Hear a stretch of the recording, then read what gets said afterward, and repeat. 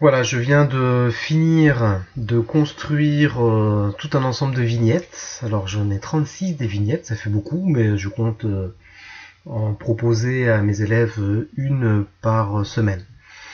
Alors donc maintenant il s'agit d'exporter ces vignettes, en tout cas d'exporter en fait ces différentes pages en images pour que le logiciel QCM Interactive puisse les découper et les transformer en vignettes.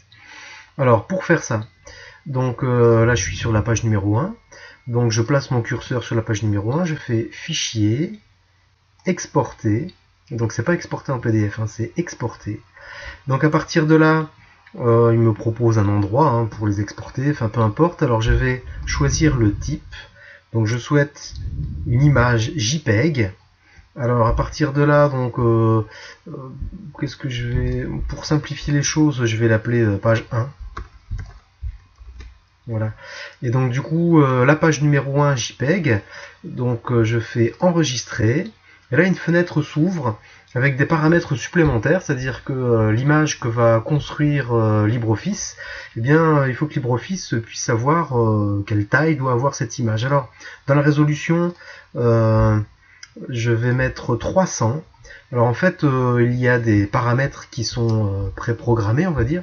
Et donc quand je choisis uniquement résolution 300 dpi, ça me permet d'avoir en largeur, donc plus de 3000 pixels de large, en gros c'est ça la grande idée. C'est-à-dire que le logiciel QCM Interactif va faire des vignettes de 1500 pixels de large. Et donc du coup, pour qu'il n'y ait pas de dégradation, enfin en tout cas des images qui soient pas terribles à la source, eh bien donc il faut déjà qu'elle fasse plus de 3000 pixels de large. Alors du coup, je lui dis d'accord. Et là, ma première page, alors j'ai 18 pages à faire, hein, ma première page, si je vais voir, alors dans le bon dossier, elle est ici. Maintenant, il y a la page 01 qui a été exportée.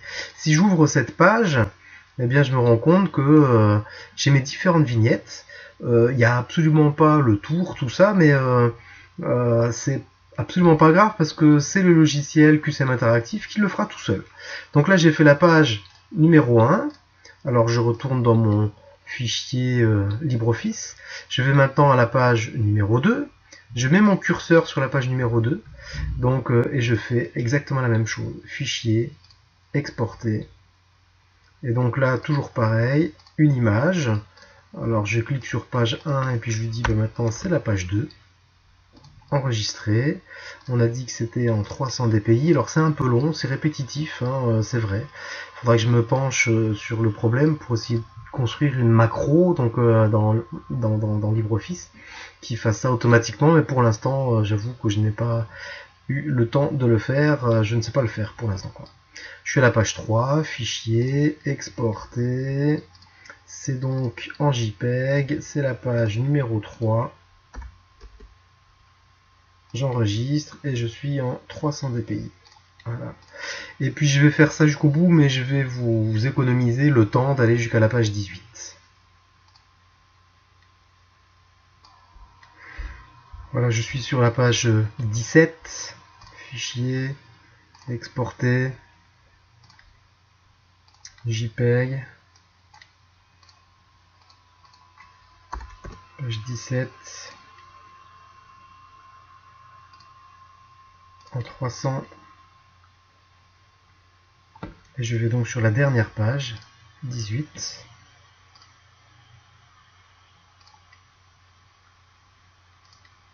JPEG de la page 18, la dernière. J'enregistre.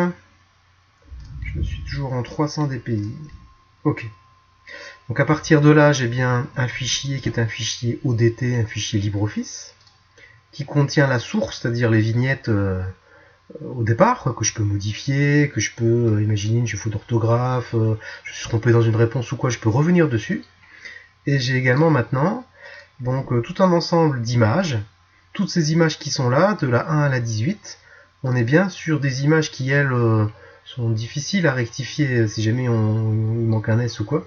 Et donc du coup, avec bien 3 parties, une première, enfin plus aussi partie, mais une première partie en fait avec la question, la bonne réponse quand l'utilisateur clique sur la bonne réponse, et puis ce qu'il faut afficher quand c'est une mauvaise réponse. Donc là, on est bien sur, on est avec 18 images.